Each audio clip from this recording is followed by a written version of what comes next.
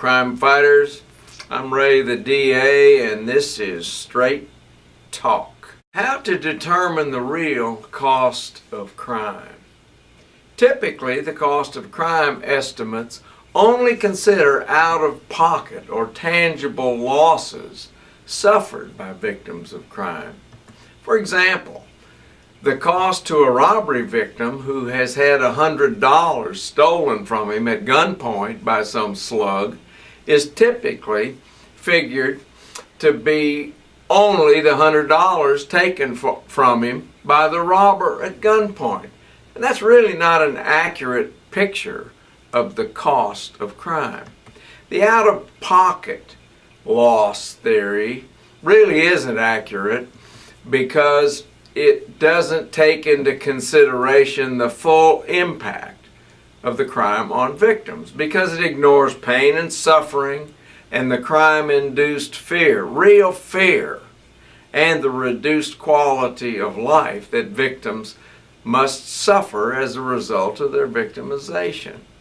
So how did researchers finally determine an accurate value of that pain, suffering, fear, and the lost quality of life? I'll tell you how they did it. They analyzed jury verdicts in lawsuits filed by crime victims against these offenders.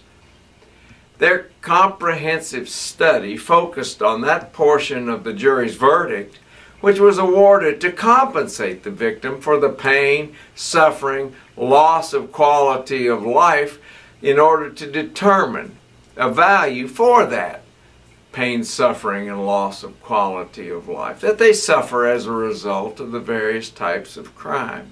You see, the real cost of crime is eye-opening, it's stunning, and precisely why the let 'em out of prison crowd never wants to talk about a cost-benefit analysis comparing the cost of crime versus the cost to incarcerate the criminals who commit those crimes. This is part one. Part two will tell you the next time about some of the real costs of crime. We'll put numbers, we'll put dollars values on that. So stay tuned, crime fighters, for part two of the real cost of crime. I'm Ray the DA, and this is Straight Talk.